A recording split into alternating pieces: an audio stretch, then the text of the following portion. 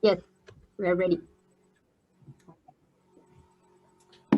Well, first of all, thank you for this amazing moment. I am very flattered to be having this chat with you. I would like to introduce Annelies and Jean Pierre Allain, which are the founders of IBFAN International. And it is so amazing that you guys started this work and that you're still working with this new modality, which is the Protection of Breastfeeding Day, which is the 40 years of the international code that was approved.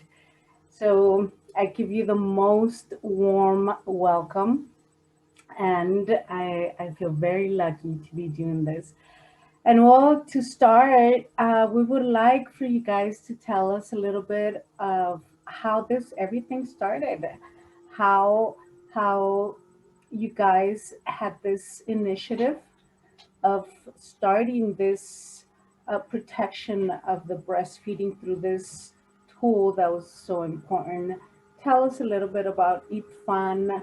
I mean, you guys have been walking through this path for more than 40 years.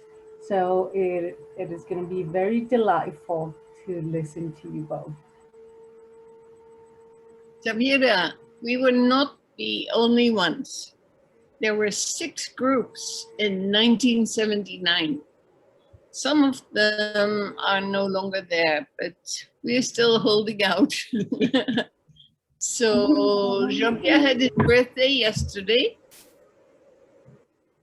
Oh yes, happy birthday. Thank you.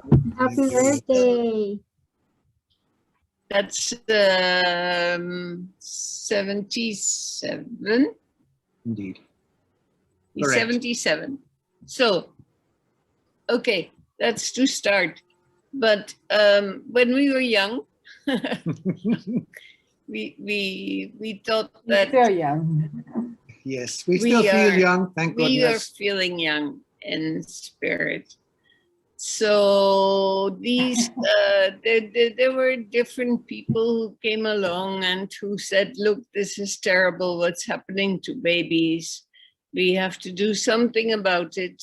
And so IBFAN was created, and we never knew it would last this long. We never knew it was something exceptional. We thought, actually, I told people who wanted me to go into it, okay, I'll give it 6 months. And so that was 41 years. Yeah. Wow, that is amazing. Let me add, we were both Annelies and I had been involved in what was called development work for a number of years since we graduated from the University in Geneva. We had worked in West Africa on a program promoting development and education about development. And we had come back to Geneva, and we were interested to continue working. And so we met up with others who were involved in this. Amongst them, we met up with a person called Anwar Fazal, whose name you may have heard, who was at that time the president of IOCU, the International Consumers Union. It's now called Consumers International. And he was present as one of the NGOs at a meeting in 1979 that brought up discussed the need to do something to stop babies dying because they were bottle fed. And that was happening all over the world, including in industrialized countries. So there was War on Want, where was GIFA. Oh, GIFA was one of those. Can you remember? Yeah, it doesn't really matter. But anyhow, who were there. There were different groups from different countries, from the UK. I think the most important were the people who had started the Nestle boycott. because they were focusing on one company, and I think it was that company that in the end really made the code happen. Yeah, that's not to say that Nestle was in favor of a code. It's just that Nestle was being pestered, mainly in the United States, but also in Europe, by these people running boycotts, which of course tarnished the image of Nestle. Nestle was being accused of killing babies, and they were unhappy about that. So they reluctantly agreed to meet under the leadership of the World Health Organization, WHO. They agreed, and UNICEF, I must say, they agreed to meet to discuss this matter and see how they could settle this Nestle boycott.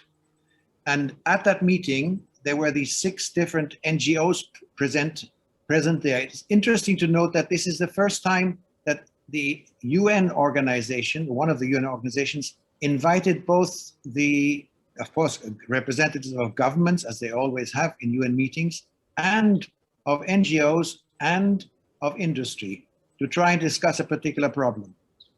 And it's the NGOs present in Geneva, they needed to have an opportunity. They didn't know each other personally yet. This was the first time they met.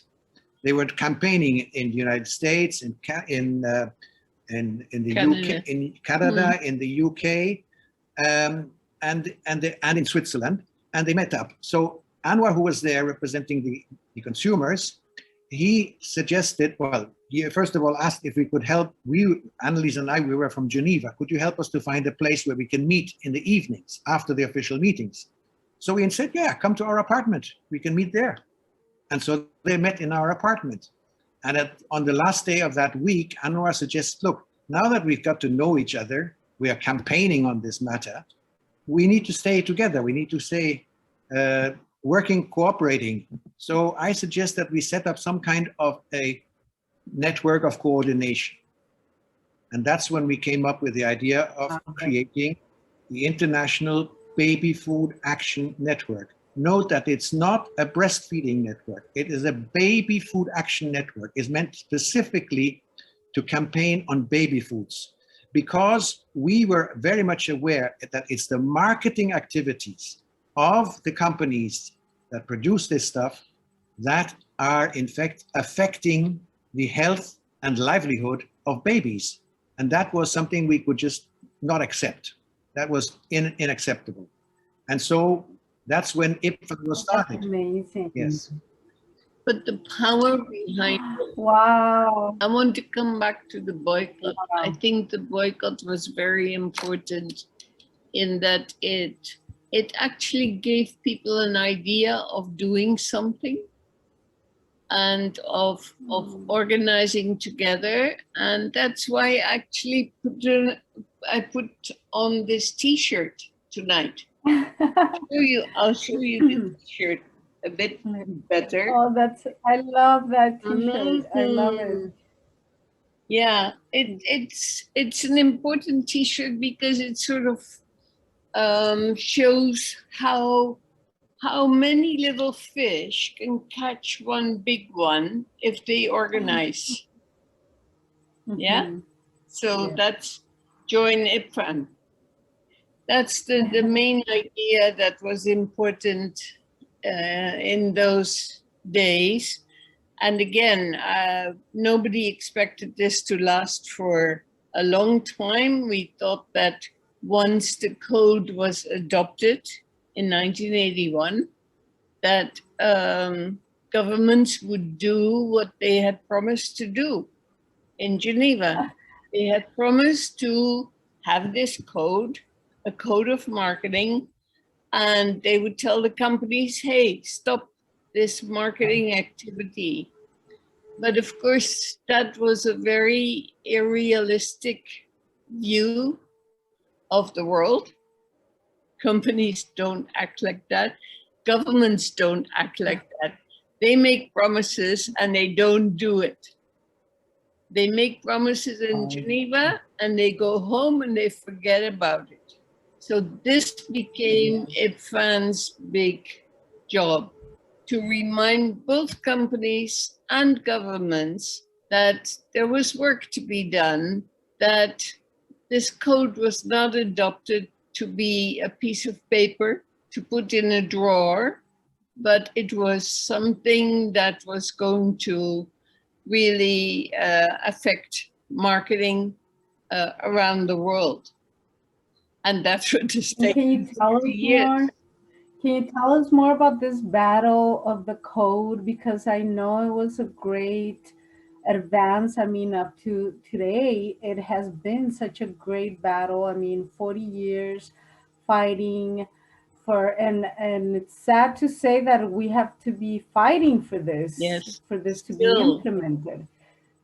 Can you tell us about this whole experience when it was adopted and all the battles that you had to go through?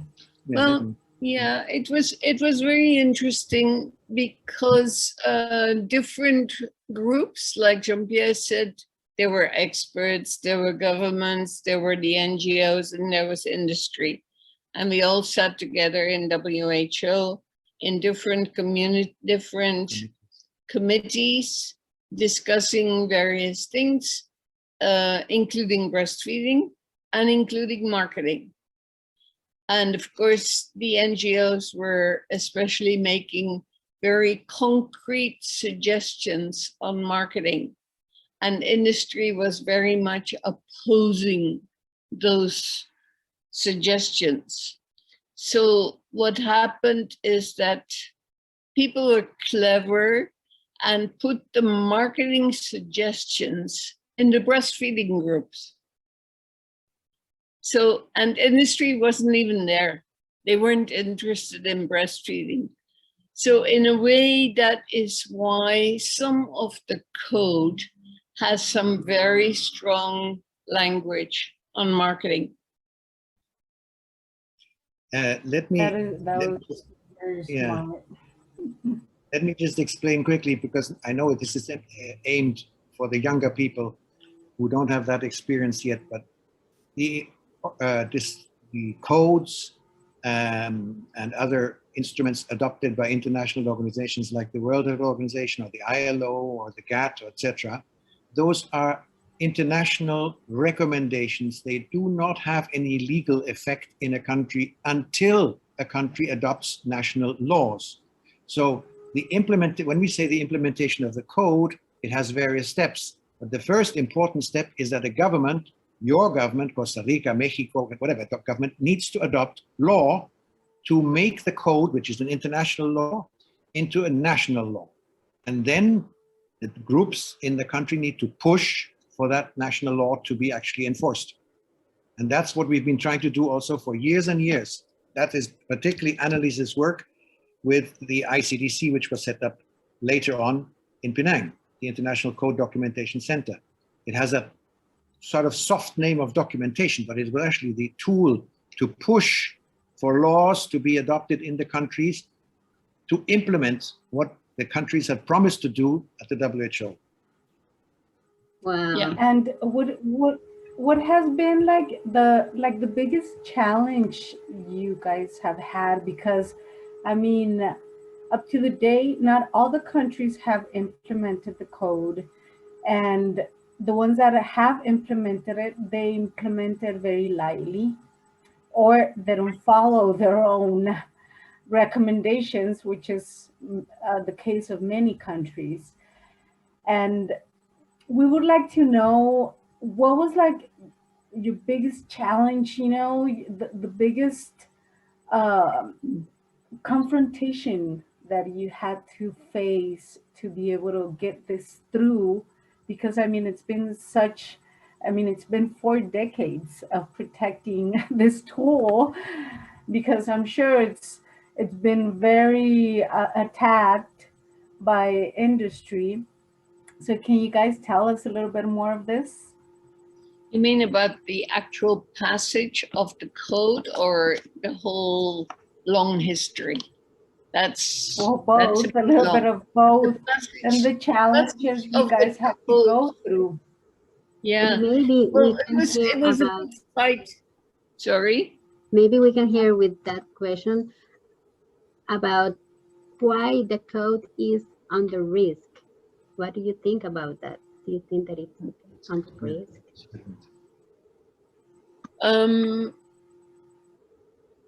In 1981, when the code was being put forward, when it was finally drafted after a lot of fighting between the groups who had helped to draft it in 1979.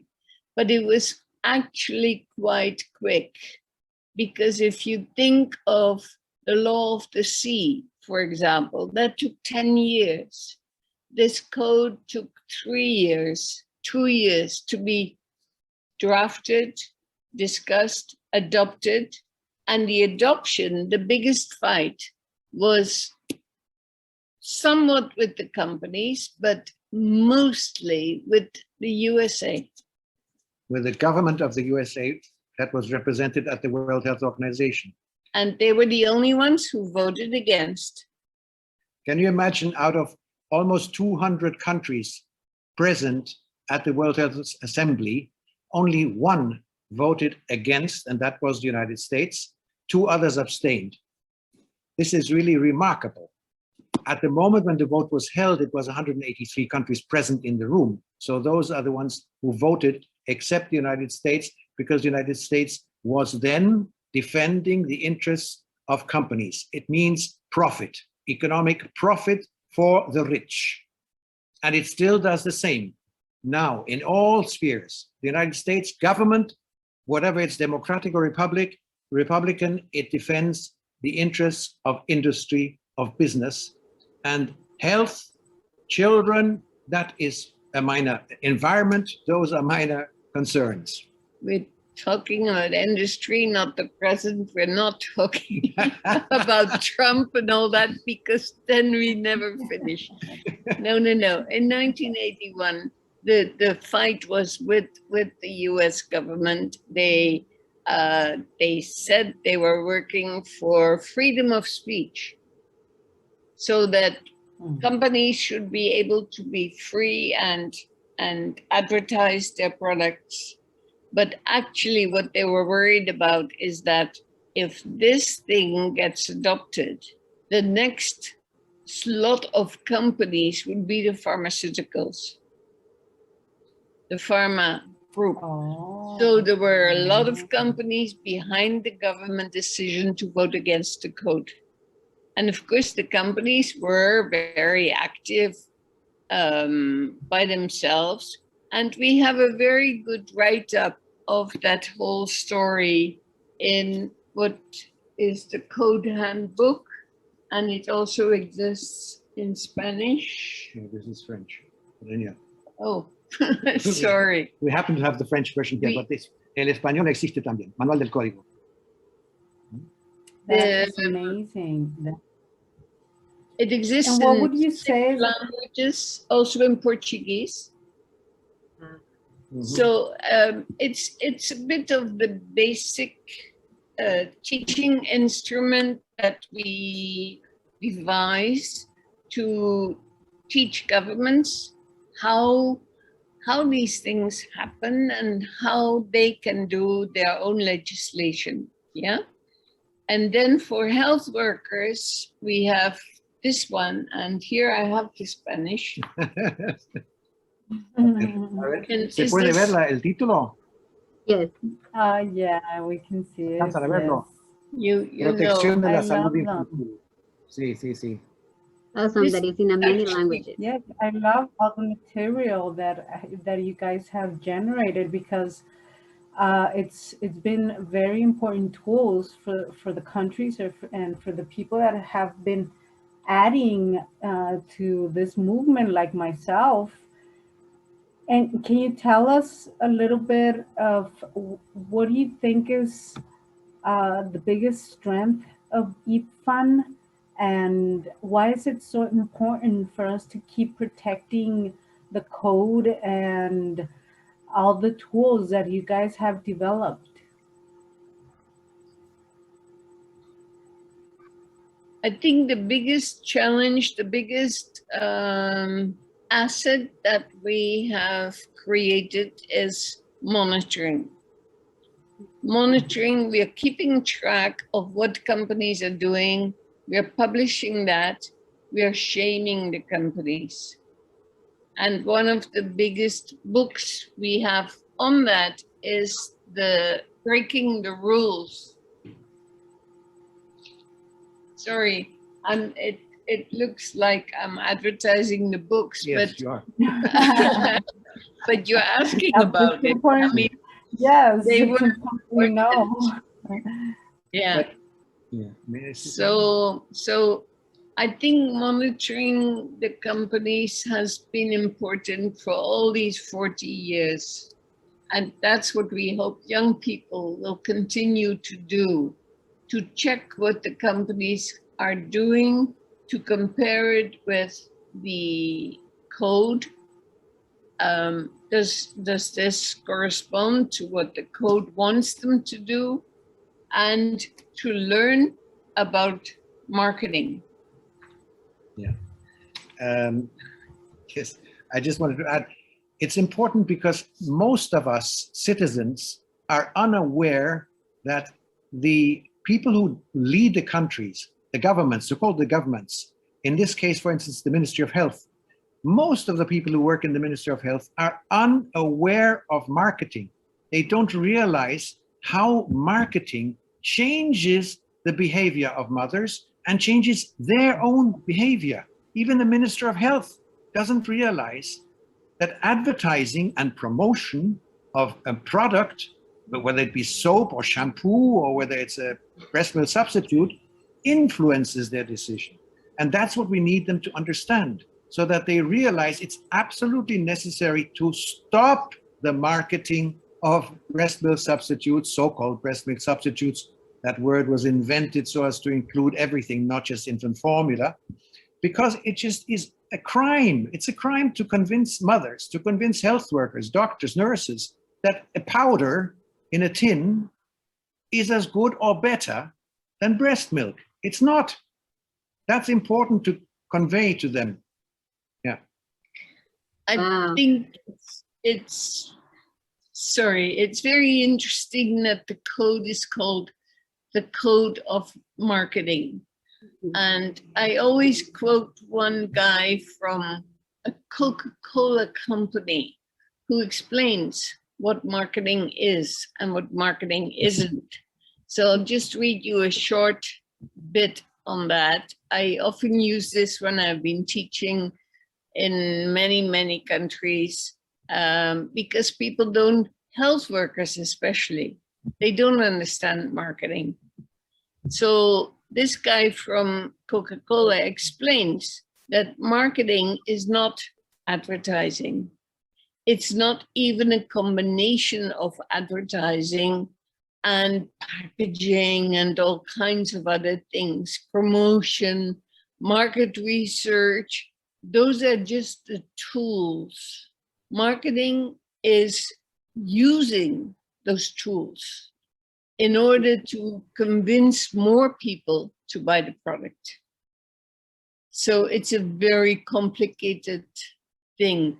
We can send you this definition, and maybe you could have a discussion about it, because I think it's very important that we understand the tools that industry uses to sell their products.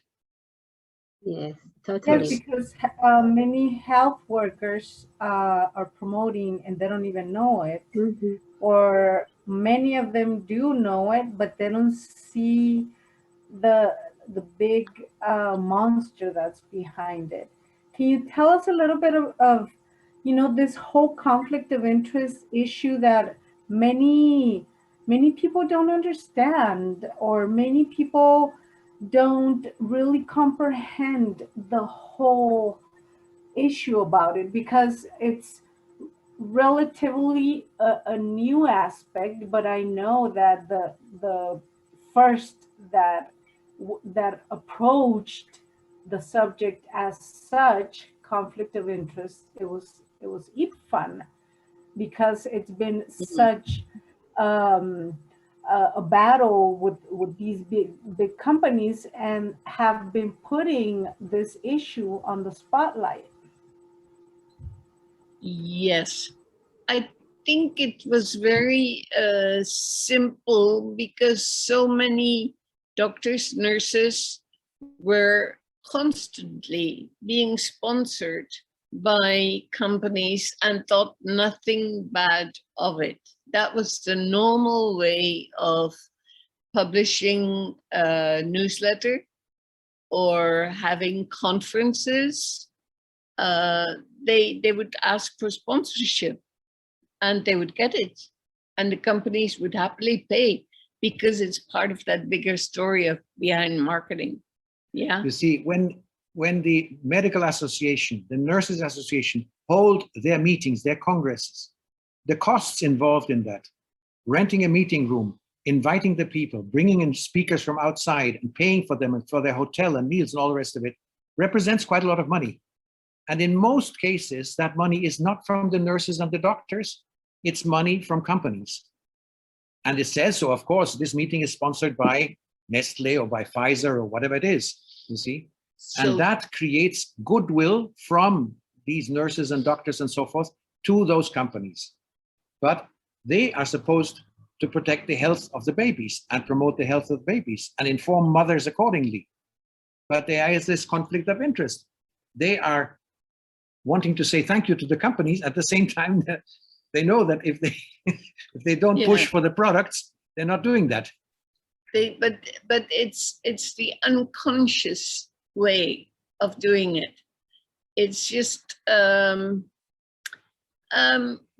I do training, I sometimes start by passing around a box of chocolates to all the participants and asking them, if I come to see you tomorrow, will you remember this chocolate?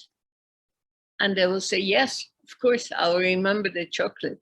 But they will think nothing of it because it's just a nice donation.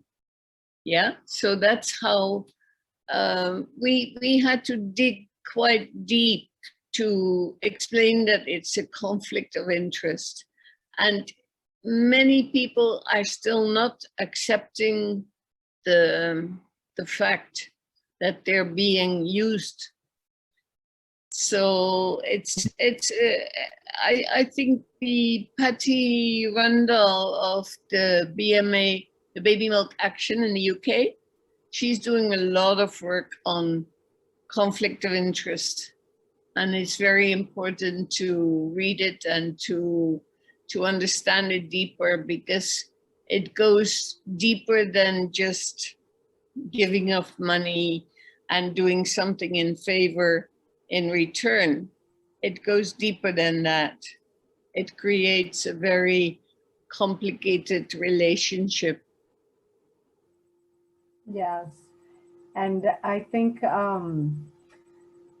that's why it's been so like it's been a lot more important, and it's so amazing the work that you guys have started, of course, along with so many people that have that started this work and that have joined on the way.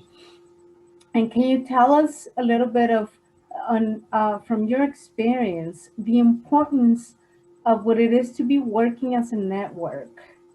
Because it's been one of the networks that has been on this planet like for the longest time, and it's such an amazing worldwide network, and many people in many countries, they don't know that this network exists. And it's amazing because it's all over the world, in every continent, and in most of the countries of the world, there's this network present, which I believe it's really amazing. But can you tell us a little bit more of the importance of us to keep going with this kind of work, because it's such solid work, and it's just been very intense, and I bet for you guys it has been a great deal of work to continue with. Have you imagined IBFAN will grow that big and for this long? IBFAN grew, you know, when IBFAN was started in 1979, the word network didn't exist. The verb networking, nowadays we talk about it as if it's a common word, but it didn't exist.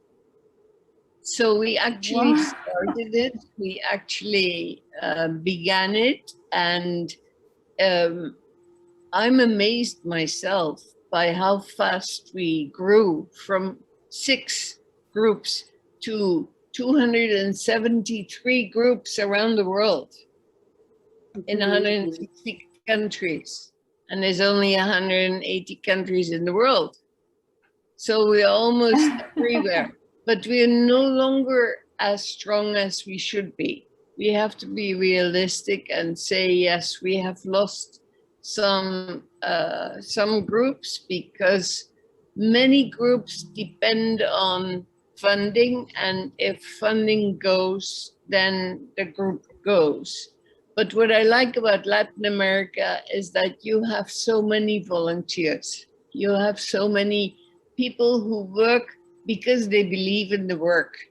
And that's exactly what made IBFAN grow. And if you look again at my fish, I don't know if it's visible No like sé that. si pueden ver, You es see? un pez grande formado por peces pequeños. And there's one fish Yes. that has the eye.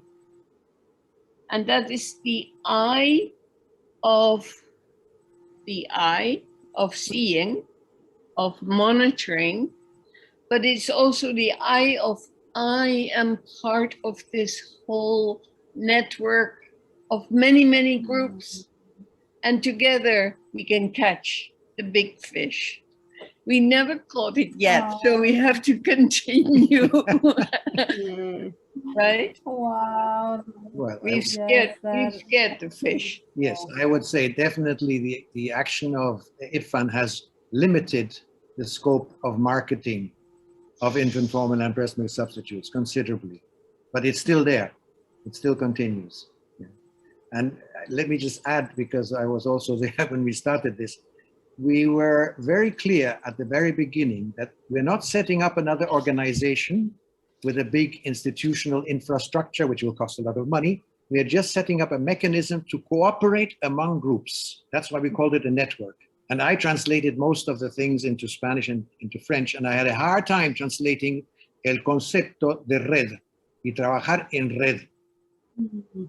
Y incluso la palabra IBFAN es muy difícil de poner en castellano, en buen castellano. En fin, lo hicimos y seguimos traduciendo estas publicaciones. Es importante porque justamente me doy cuenta que a muchas personas, especialmente los jóvenes, es difícil captar cosas en un idioma extranjero.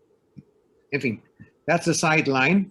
The important thing is that we managed to create enthusiasm among many people, especially very younger people, for this control of marketing. And again, I insist, many people confuse the promotion of breastfeeding with protection of breastfeeding. It's very difficult to make the distinction, but there is a clear distinction. If you want breastfeeding to succeed and to remain, first of all, you have to protect it from the onslaught of marketing. Marketing is an attack on breastfeeding. It tries to take the mothers away from giving their breast to the babies. And it convinces them that there are all kinds of needs. Of course, there are needs, and mothers do need support, especially when they have work. They can't stick with their babies all the time. But it's not necessary to replace that milk with something else. Cow's milk. With cow's milk, yes. Anyhow. Yes, and now it's goat's milk also. And can you tell us a little bit more of, you know, the challenges that you guys had to go through in these World Health Assemblies, because it's you know, it's like a different world that we don't know what that is. You know, Yeah. like as for starters, what is a World Health Assembly, and a little bit of the work that gets done there. Okay, it is the decision-making body of the World Health Organization. Nowadays, you see them in COVID situations, which is kind of different. When you have a World Health Assembly in the years that we were part of it, there were at least 3,000 people in Geneva. And in the beginning, World Health Assemblies lasted for 3 weeks. Then it got shorter. So, but it was governments coming to Geneva to explain what their country had done for health and what were the needs to be done in the future. And some of those needs were, of course, the code. Now, the World Health Assembly is dominated by the Secretariat and by governments. The NGOs are there, industry is there, but they don't have an official voice. They cannot really speak. They can speak, but after these decisions have been made, they get like five minutes or so of time to speak to everybody, to speak to the assembly. And that, of course, it's too late. So we had to work in different ways and convince some of the countries, some of the delegates to speak for to, us. to stand up and speak for the code, to sometimes we would write their speeches. That, of course, is a big secret, but I think it's time to let go of those secrets and to say that many of the resolutions that were accepted by the World Health Assembly were actually started by NGOs such as IBFAN. Not easy, but we learned over many, many years, we learned how to work with a difficult situation such as governmental organizations. Yes. So, yes, and if it's hard to come to an agreement in like 3-4 people, I can just imagine hundreds of countries.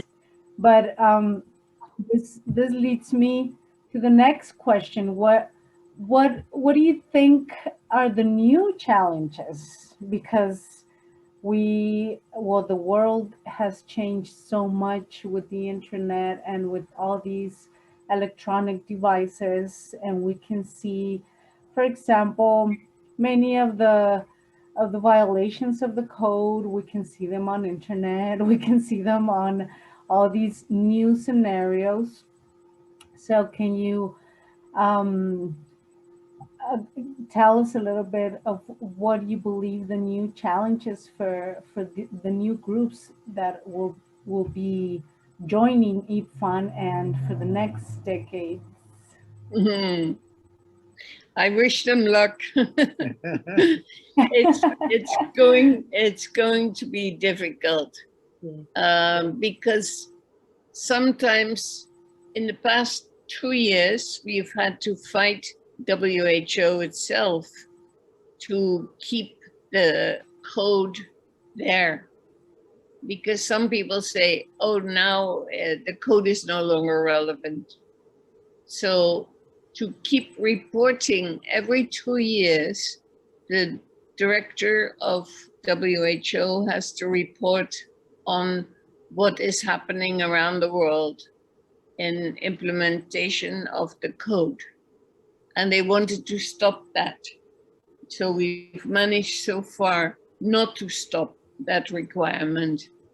What is going to happen in the future? You mentioned the social media, the way companies are advertising now in very insidious ways.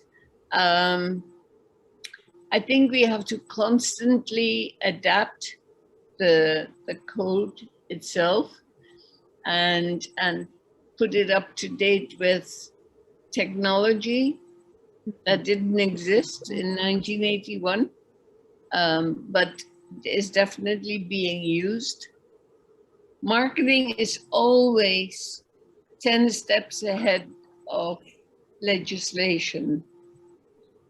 So the legislation has to run faster, and they don't. Lawyers are very slow runners. Mhm. Yeah, it runs slower. And And once it's law, like I said, once it's law, it's Yeah. frozen. Yeah. You know, so So you have to change it is difficult. yes. I think it's important for the next generation to realize that what needs to be monitored is, of course, the marketing, but also what the governments are doing or not doing. And the citizens and citizens groups must constantly be hammering on their own governments to ensure that what they say in Geneva corresponds to what you want, or what should be done.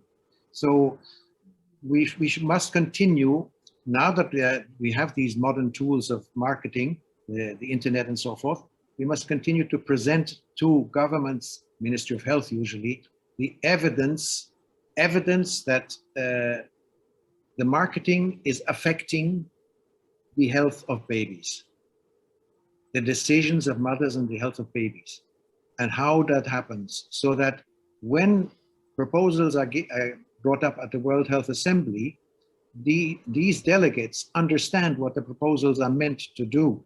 Because if they haven't been briefed, if they haven't been lobbied about what's happening and how this affects health, they will not pick it up at the World Health Assembly. They will either just ignore it or maybe vote against it. And we have to realize that industry is also there in the countries, not just at the World Health Assembly, present in the countries. Industry representatives are visiting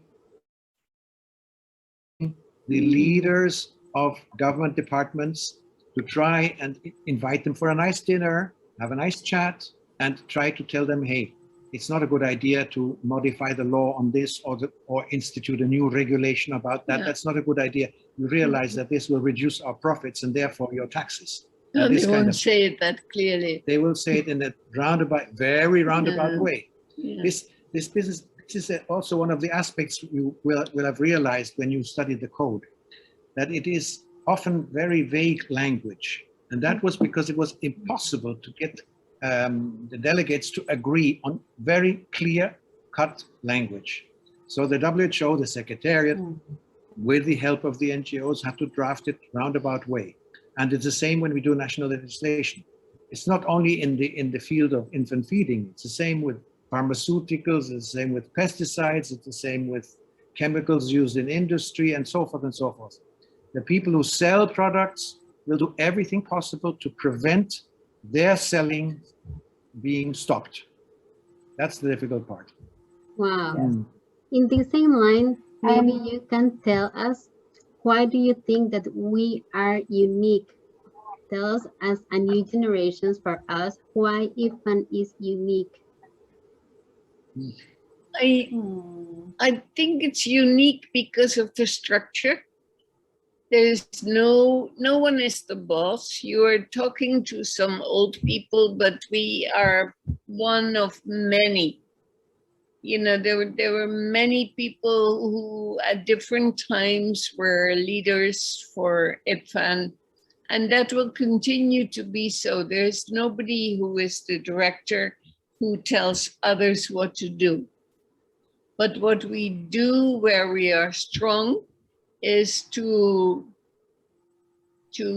tell each other what is happening with what this company is doing in this country, what is happening in World Health Assembly. And we tell people, hey, your government did a bad thing, or your government did a good thing. And people at home will say, oh, how did you know this? IBFAN. IBFAN shares information freely. Nobody is trying to win an election. Nobody is trying to become the boss. We work together. And I think that is the strongest point of IBFAN, that we have always been networking. And that's, I think, the end of IBFAN, networking. I don't know how you call it in Spanish, but it's the most important part of the organization. Almost as important as the A of action. Right? So, yes. so those are the two words I would pull out right now. Action and working together without any kind of constraint.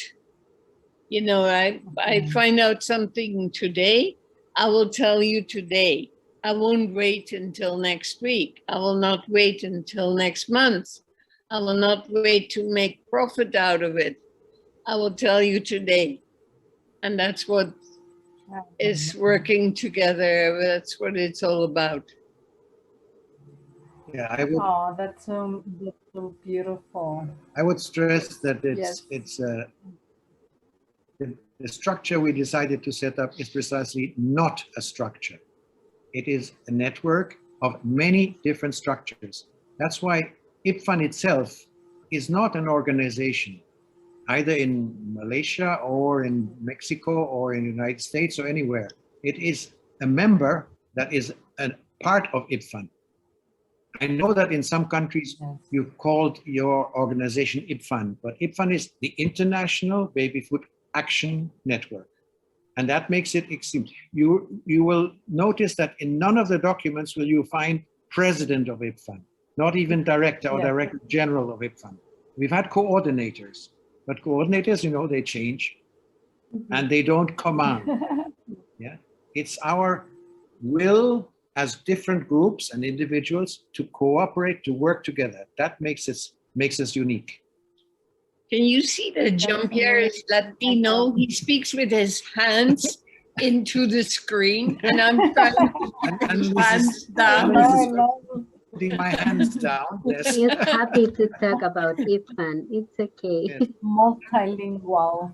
Uh-huh. And to do like a little close up, could you guys, out of your wisdom and of your love and your heart, can you give the rest of us a little bit of advice and, you know, like a good, beautiful thought? I would say of what awaits us. I would say keep sharing information, because information is something that you can easily share nowadays. When IBFAN started, there was no internet. We had to write letters. We had to post the letters. We had to wait for the letters to arrive. Nowadays, you can just pick up a WhatsApp call. You have so many ways to share information.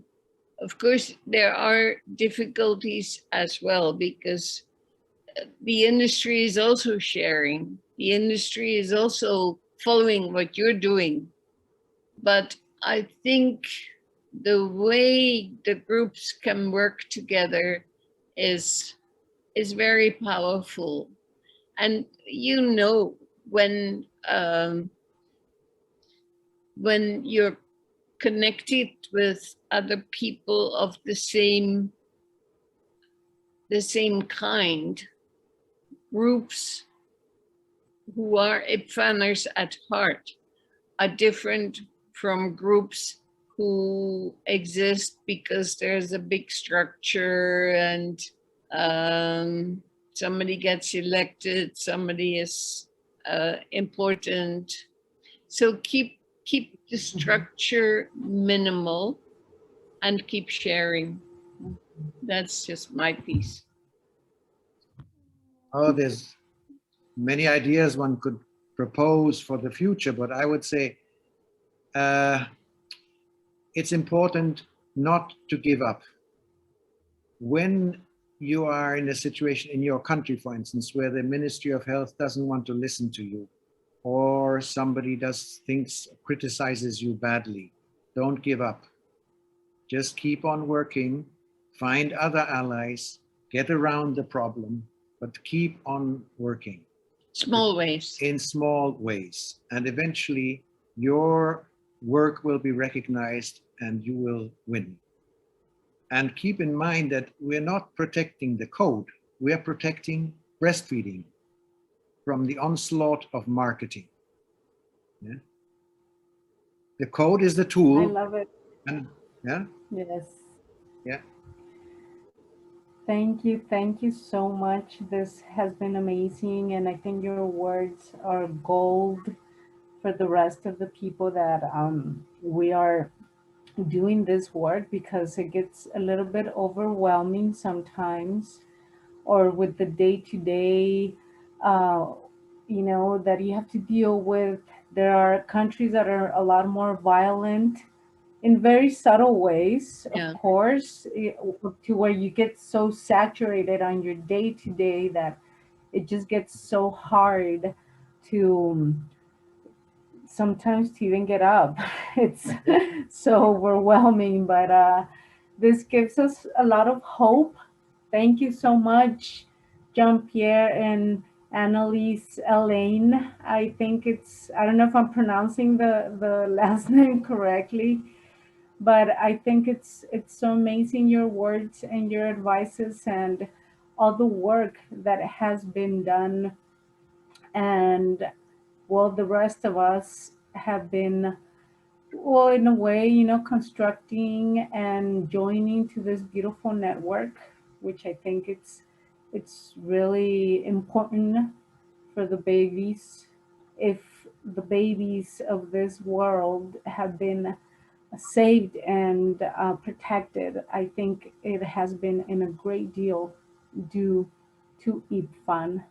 So like I have said it in many scenarios, I think many of the people of IBFAN are like the angels of the babies of the world, because they've been so attacked. And we truly thank you from the heart. I don't know if Veronica, you would like to say some last words for Jean Pierre and Annelies. Thank you very much for all your information, for all this big work that you have been during these whole years. And thank you especially for working with us, with all the new generations, and to give us this hope and these precious moments, sharing all this history with us. Just don't give up. Keep at it.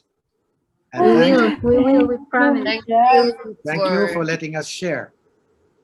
No, to the contrary. I think that was so important what you guys are saying about sharing information, because nowadays people are so jealous of their information or there's just so much information out there that you don't know what to select. Yes, that's true. That was easier in those days when we had to send telexes, and a telex, you pay every word. So we had to make sure that what we were sending, what we were sharing, was the essence of the message. Mm-hmm. Nowadays, you can talk and talk and talk and say nothing, right? And it doesn't cost you anything. Those days it was easier. So nowadays you have to be sharp enough to see, well, okay, this is important and that is not. Mhm. Yes. And I think Okay.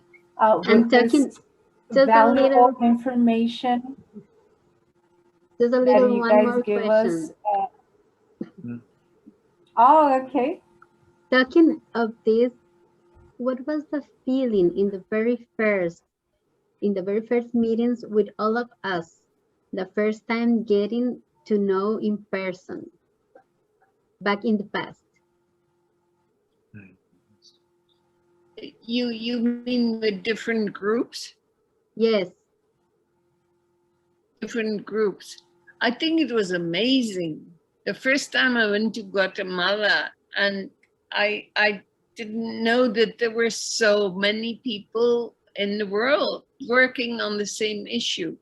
I knew vaguely that they existed, but to meet face to face, I hope that after this COVID crisis stops, we can actually meet again face to face, because that's very important and that will energize more people.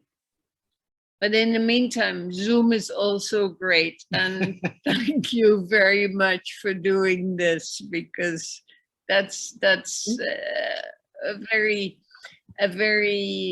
difficult thing to do so quickly. Yep. Like, Okay.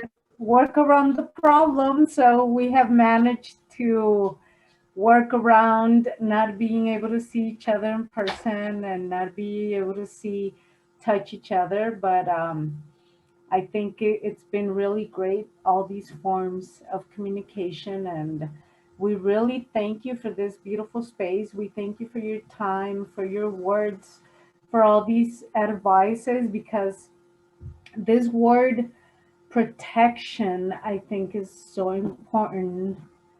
And nowadays it takes a lot more importance, because there's, like I was saying, there's so much information out there that us new generations, sometimes we don't know how to differentiate.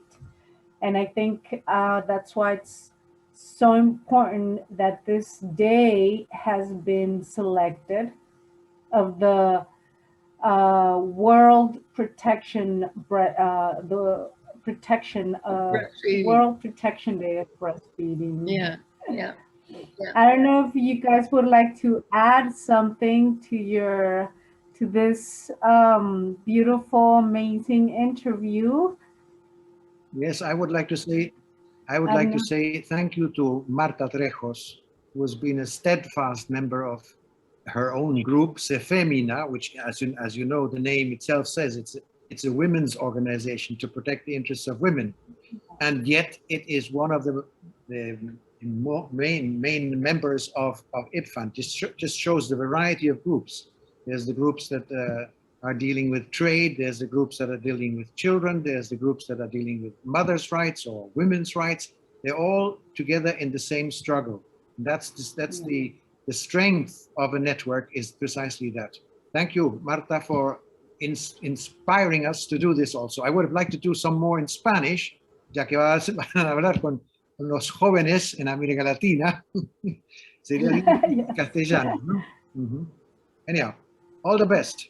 So Marta is the soul of IBFAN.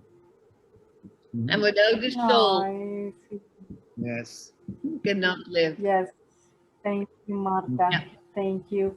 And thank you for transmitting this this beauty to us also, because the way you guys work, we reproduce it with the people that we work or that start joining the